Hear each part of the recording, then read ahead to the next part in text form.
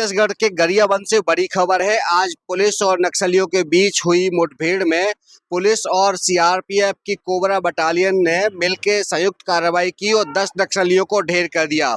SP Nikhil रखेचा ने बताया है कि ये मुठभेड़ सुबह से चल रही थी और उस मुठभेड़ में 1 करोड़ का इनामी नक्सली बालाकृष्ण ऑफ मॉडर्न भी मारा गया है।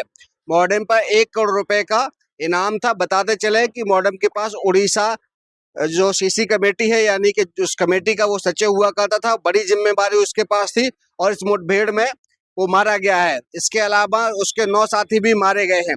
आपको बताते चले कि इससे पहले जून महीने में भी गरियाबंद में बड़ी कार्रवाई हुई थी और कई नक्सली उसमें मारे गए थे। आपको बताते चले कि गरियाबंद पुलिस ने गुरुवार को मैनपुर के कुल्हाड़ी घाट से लगे पहाड़ी इलाके में मटाल में संयुक्त अभियान चलाया था। सुबह से ही रुक रुक कर फायरिंग हो रही थी और इस फायरिंग के बाद दोनों तरफ से गोलीबारी हुई और उसमें पुलिस को बड़ी सफलता मिली है। 10 नक्सली ढेर कर दिए गए हैं।